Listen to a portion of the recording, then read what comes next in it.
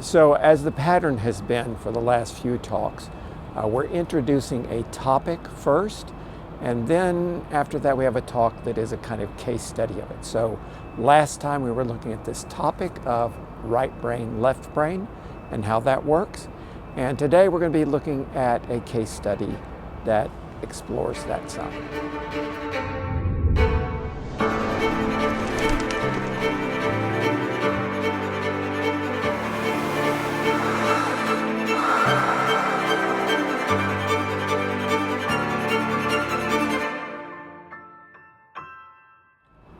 So our case study today is looking at Jonas Salk and his pursuit of a vaccine for the terrible pandemic of polio.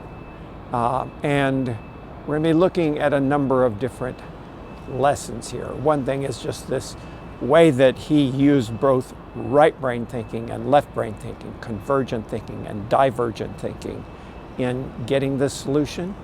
But also in this talk and in the next one, we're going to be looking at how he utilized 3 of our new 10 terms, how he dealt with competition as a way to spur him on in creative problem solving, how he used craft, and how he used extrapolation. So as we begin to explore this, let's talk about this problem of polio. And nowadays we're extremely sensitive about pandemics, but this was a very, very severe worldwide pandemic beginning in the early part of the 20th century. Actually, the very first cases of polio were in Vermont in 1894. And then it began to spread around the world. So there were cases in Sweden a few years later. In 1916, there was a very serious epidemic of polio in New York City, in a community called Pigtown, and just devastating in a particular area, neighborhood, community in San Francisco, in New York. And in the year of 1916, 6,000 people died of polio. So this began to put it on people's radar screen, although it was not widespread at that point. And there were several things about this disease that were quite unusual. One is it struck mostly children. So it was really heartbreaking because it was kids that were dying of this. A second thing was that it was extremely contagious. So often if one kid in a family got it, all the other kids in the family got it too. So a family might have 6, 8 kids, and if they got 8 kids, then 7 of them die of polio. It's just horribly devastating kind of disease, extremely contagious. A third thing is it really only happened in the summertime. So there would be lots and lots of cases in the summer, and then as winter came along, we pretty much didn't have any cases. And people would think, well, maybe it's over, maybe it's done. We've got herd immunity.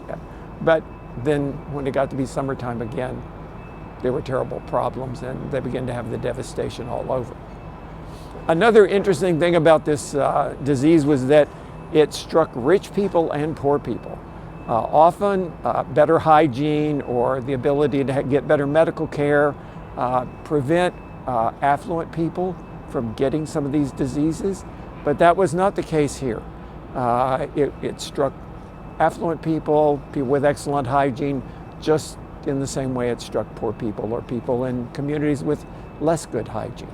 So it was a very confusing and very complicated disease. Many people died of it, but if you didn't die of it, often it left paralysis. Sometimes paralysis from the waist down, sometimes paralysis of the whole body, so that they had to put people on what were called iron lungs to actually make their lungs operate because the muscles around the lungs were paralyzed. So it was a terrible, terrible scourge. And probably what brought this to the attention of the world the very most was one particular case of polio. So this very visible case of polio was Franklin Roosevelt. We talked about Franklin Roosevelt a little bit a few times ago when we were talking about Eleanor Roosevelt. This was her husband. Franklin Roosevelt was an up-and-coming politician in his 30s. He was handsome, charismatic, tall, outgoing kind of dude. He had been a congressman to the U.S. Congress from New York. He'd been the Secretary of the Navy. He had been the vice presidential candidate for the Democrats in 1920. Really up-and-coming young star politician. In the summer of 1921, in August, he's called back to Washington to testify about an issue that came up while he was Secretary of the Navy. And so this is a very high-pressure situation. He's testifying before Congress. It's hotter than hell in Washington that summer. So he's had a stressful few days dealing with that. And then he's going on vacation, meeting Eleanor and the kids up at their summer home, which is on Campobello Island off the coast of Maine.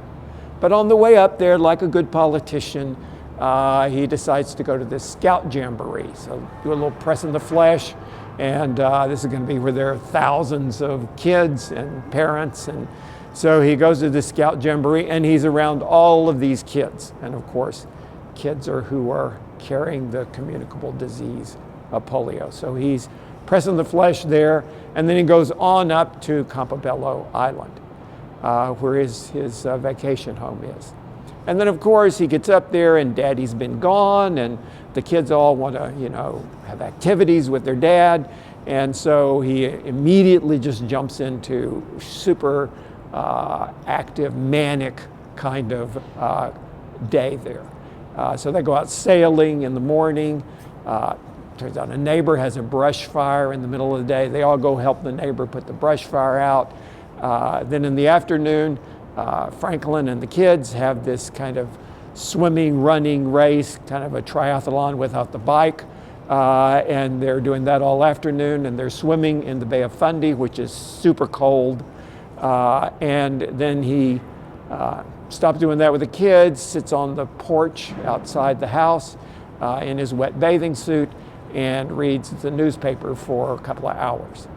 And then about dinner time, he starts to feel feverish and feel poorly, doesn't eat dinner, goes to his room, and by the middle of the night, he's beginning to seize up.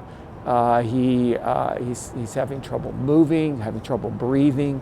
They call the doctor in. Of course, they're in rural Maine, so he gets a country doctor. The doctor gives all the wrong advice and all the wrong diagnosis. So there's a day or two of just doing all the wrong things.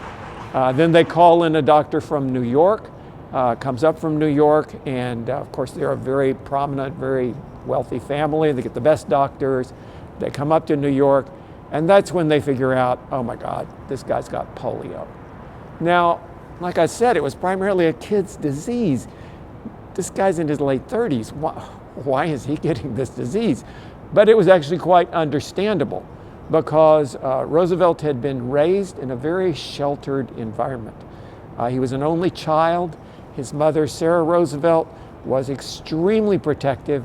She didn't want little Franklin going to school and being around all those nasty little germy rugrats from other families.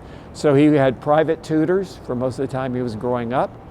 Because of that, he did not build up the kind of immunities that most kids would. So he was vulnerable to any kind of thing. Colds, flus, he always had a lot of those because he didn't have much of an immunity built up. And then he had been in this stressful situation in Washington. He'd gone and exposed himself to all these kids where there was lots of polio virus sitting around. And then he had this kind of manic activity the day he got back to Campobello Island. And the combination of all that made him susceptible to polio. So he gets the disease. They tried to keep it secret because here's this vigorous young politician. They don't want the image of him being sickly. And so they hoped that he would recover, and they tried to keep it secret. He moved back to New York and stayed in their home in New York for a while, but he was not getting better. And he began to accept the fact. I've got polio. He was paralyzed from the waist down. He was in a wheelchair. And he was seeking every kind of help he could possibly find. And he heard of this place in Georgia called Warm Springs. And there were people who thought that if you bathed in those warm springs, it helped your paralysis. And there were people who testified that it was miraculous. It helped me recover some of my mobility. So he goes down to Warm Springs, Georgia, and from 1924 to 1926, he's spending about half his time in Warm Springs trying to see if that therapy's going to work. So Eleanor and the kids are up in New York. He's down in Warm Springs. She's pretty skeptical about this, but he's believing that it's having a positive effect. And then in 1926, he buys Warm Springs, and he decides, I believe in this, and I want to help other people with polio. And I want this to be a center for therapy for polio victims, but also I want to start an organization to try to improve research and to try to get a vaccine for polio. So he began to commit himself to that in 1926.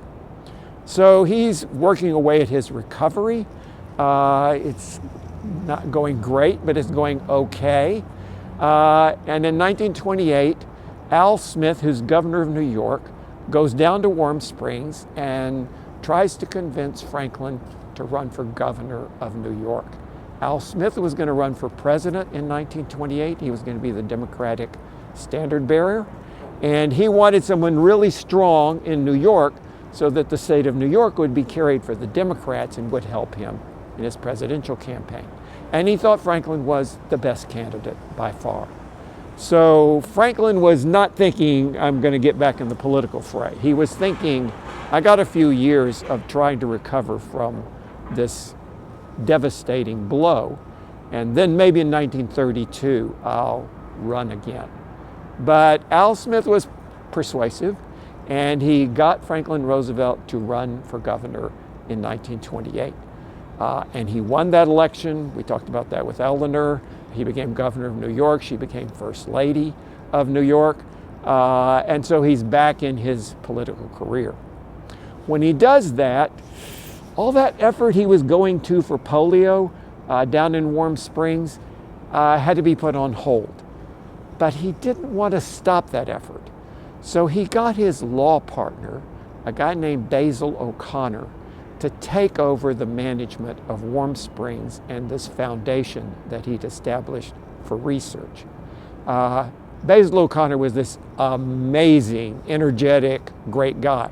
Their law partnership sort of was Franklin Roosevelt bringing in the work because of his reputation, and then Basil O'Connor doing the work superbly, and it made a really great combination. But now Basil O'Connor begins to get super involved in this foundation and in the idea of therapy for polio and research to try to find a vaccine for polio. So unfortunately, we have Basil O'Connor taking over this operation at Warm Springs at a really tough time. So in 1929, before the stock market crash, there were, I think they raised $369,000 for the operation of Warm Springs. But then a few years later, in 1932, they only raised $30,000. So everybody was poor. The stock market crashed. These wealthy people who had been giving money, they didn't have the money to give anymore. So he's having a tough time keeping this thing going. But he's ambitious, and he's not daunted. And this in itself is an incredibly creative act. What happens with Basil O'Connor, he hires a guy named Carl Bior. The two of them together start a huge public relations campaign. And this is really just the beginning of the field of public relations. How do you get publicity for a cause and get support for it and raise money to do it? So that was their challenge. And luckily they had this incredible spokesperson in Franklin Roosevelt. So they decided that they were going to have this massive birthday party for Franklin Roosevelt in 1935. And they would have birthday parties in cities all the way across the country. The biggest one was in New York at the Waldorf Astoria Hotel. They had 5,000 people come to this birthday party for Franklin Roosevelt. And the whole theme of it was, we dance so other people can walk. We're doing this to support polio. And they established what was called the Institute for Infantile Paralysis, the National Institute for Infantile Paralysis. And it was the recipient of all of these funds from these birthday parties. There were 6,000 birthday parties all over the country. And the proceeds from them would all go to the National Institute for Infantile Paralysis. And half of the money that the National Institute got went to help with therapy for people who had polio. And in the end, 80% of the people who had polio in the United States got some support from the National Institute for Infantile Paralysis. So sometimes that was financial support, sometimes that was therapy, these iron lungs, those are super expensive. They were helping people who had to have that. So half of the money went there. And the other half went to research to try to get a vaccine for polio. So they start this national, extremely visible campaign. They started what they called the March of Dimes. That was kind of a play on words. There was a very famous newsreel at the time called the March of Time. And Eddie Cantor, who was a famous actor at the time, came up with the idea of the play on words to say it's the March of Dimes. And the idea was that people, when they got change at the grocery store someplace, you'd take your dimes out and put them separately, and you'd give them to the National Institute for Infantile Paralysis. And my mom was part of the March of Dimes effort. She was a community leader in that. So every single time she paid for anything and she got change, those dimes went in a separate pocket. And then when she got home, she had a dresser drawer that was all full of dimes.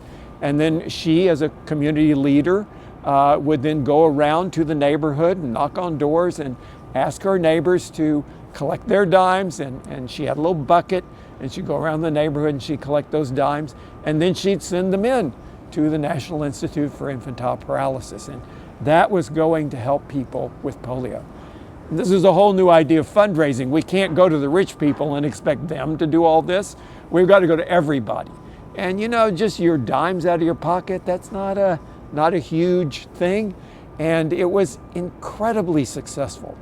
In the end, a very high percentage of Americans ended up participating in the March of Dimes and in supporting this research for a vaccine for infantile paralysis. Now, we're here at UT at the Moffitt building, which is where microbiology is, and the adjacent building over there where virology is. And it was this kind of institution at the universities that were doing the research to try to get these vaccines. In this case, it was not being done by pharmaceutical companies. It was being done by independent researchers at universities. And the National Institute was funding that kind of research. Now, at first, that was a little haphazard, and they weren't getting very good results. But then they hired a guy named Harry Weaver, who was very savvy about how those funds were given out. And he decided, what I need to get is competition. I need to find the top people in this field, and I need to entice them with this funding, but I need to get them competitive with each other so that there's some sense of urgency. I've got to show improvement. I'm not just sitting in my lab, you know, working away, funded, secure, advancing my science. If you're not showing results, you don't get the next funding round. So he begins to pit them against each other. And there really are three big characters here. One is Tommy Francis, who was a virologist who had been very involved in research on flu vaccines. And in World War I, more soldiers died of the flu than died in combat. And in World War II, they were very adamant that that wasn't going to happen. And so they had all these flu vaccines that they developed in World War II. And Tommy Francis was very much a part of developing for the Army these flu vaccines. So he was a major player. The major player in polio in particular was a guy named Albert Sabin. He was at the peak of his career. He was a mature researcher. He had all the right credentials, amazing scientist. And he was really the star in polio research. And then there was this young kind of whippersnapper who had been in Tommy Francis' lab, had kind of cut his teeth on flu vaccine, but who had committed himself to polio research. And he was a force to be dealt with, but he was young. He was not in the in crowd. He was out at University of Pittsburgh, which was kind of the boonies. But he was a player. So in the next talk, we're going to be looking at how competition, especially between Albert Sabin and Jonas Salk, began to be a major factor in advancing their creativity and solving this problem of getting a vaccine for polio. Okay, see ya.